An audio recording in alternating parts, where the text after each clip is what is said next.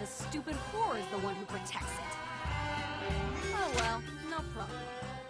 Either way, we're gonna gut the bitch. Two birds with one knife. He's poison. The stupid bitch is trying to kill you! I'm sure of it! We're here to claim your head! Now shut up and die, you f***ing whore! Huh. Well, I see you've met Natalia. Is this out of the ordinary for her? Well, motherfucker, it's not!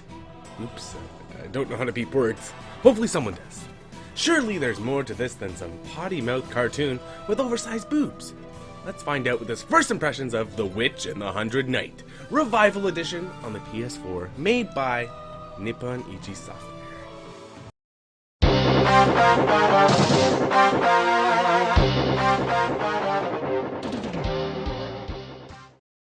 Well, this was a surprise.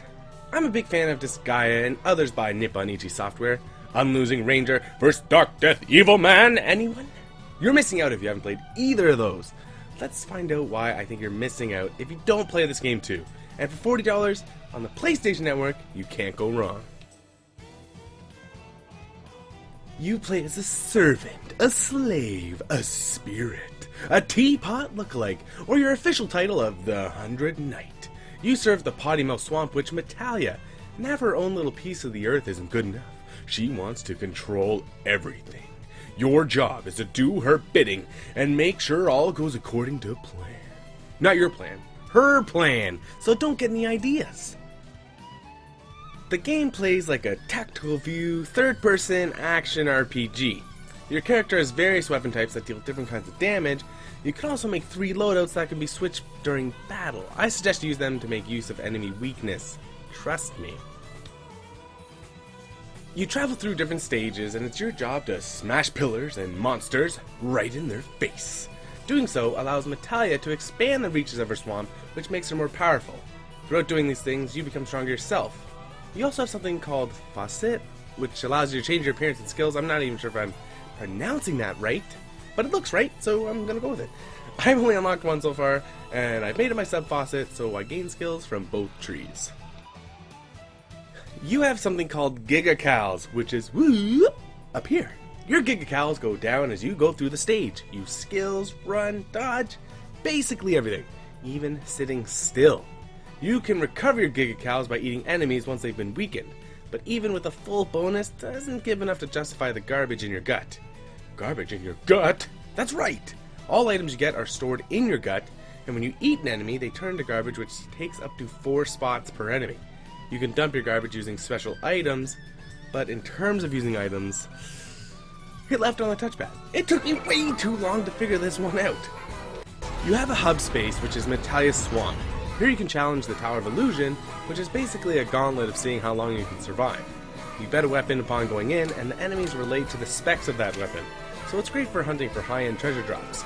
You're also able to check out various shops and visit NPCs for cutscenes. Do these cutscenes have something to offer other than funny dialogue? I have yet to witness it. While it is a game on the PS4, I've come to expect all PS4 games to at least kind of look good.